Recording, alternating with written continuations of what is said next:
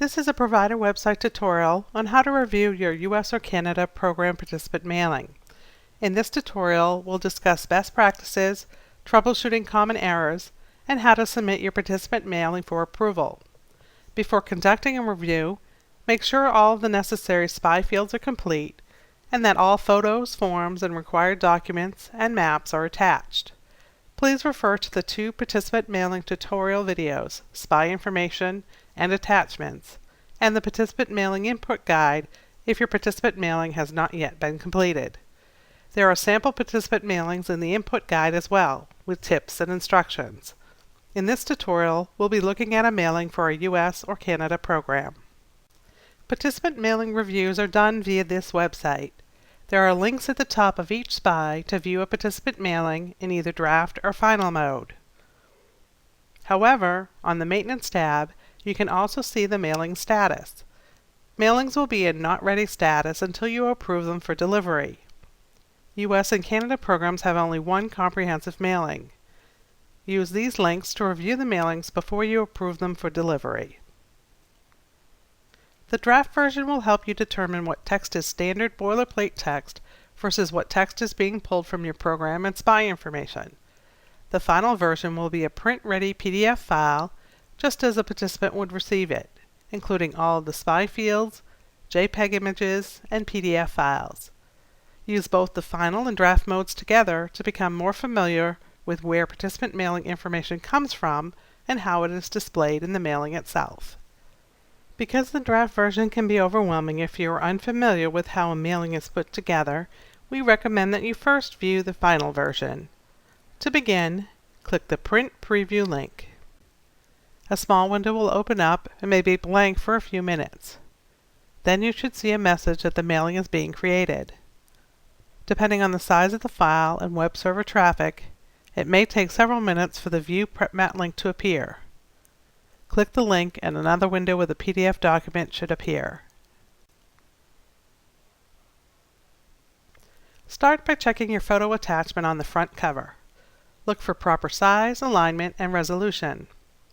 If the front cover photo doesn't look right, refer back to the Participant Mailing Input Guide for step-by-step instructions on how to properly format the cover photo. Contact the Operations Help Desk if you cannot successfully attach the photo using these instructions. The letter from James will automatically refer to your organization. This information comes from the program staff member record that you added and designated as the emergency contact. For all mailings, there must be a program staff record with a biography and a contact number, or at the very least, an emergency contact and phone number. All programs use the information in the start time and end time fields on the SPI header here. There must be clear times for the start and end locations, as in this example. The information you entered in your SPI's parking field, as well as driving directions and getting there public transportation sections, appear here. Look over this information and check for clarity.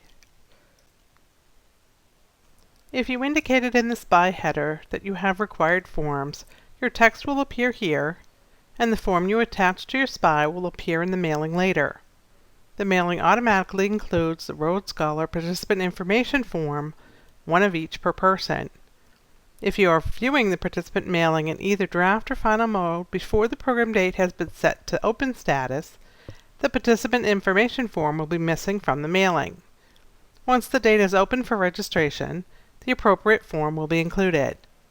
If it's an intergenerational program, we'll include the intergenerational rules form and a parental consent form, one per child, so you don't need to include or mention these forms.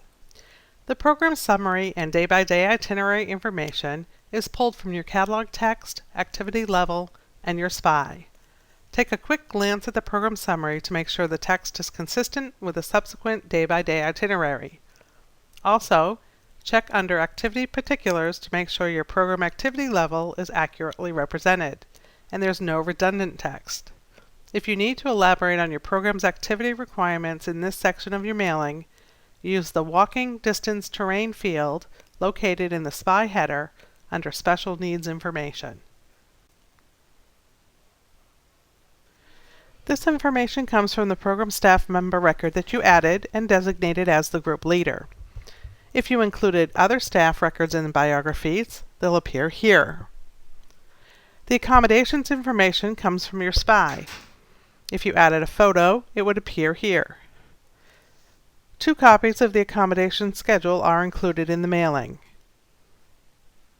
Much of the practical information will appear automatically based on it being a US or Canada program versus an international program. Your organization's information will be pulled into the participant information form text.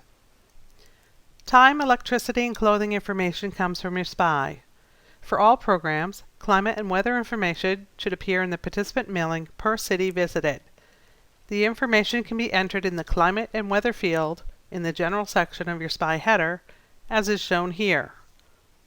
Although not shown here, you can also include historical weather data charts by selecting cities in the climate database pick list in the mailing information section of the SPI header. Suggested reading comes from your SPI. The remaining text through the Thank You to Our Donors section will be boilerplate text.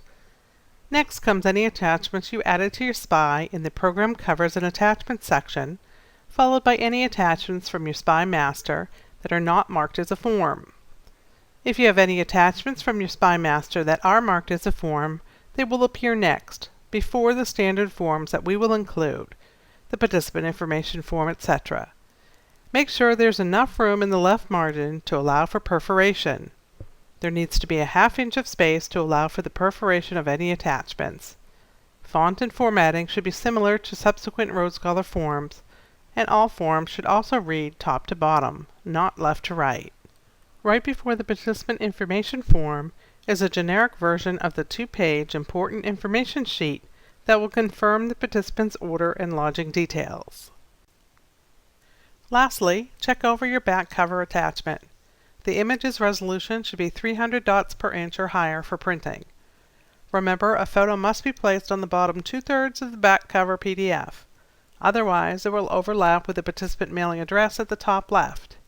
If you're having trouble formatting a back cover PDF, contact the Operations Help Desk.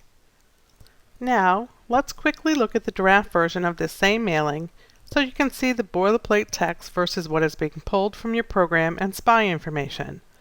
All information pulled from your program is crossed out. The technical names of the fields used appear in red.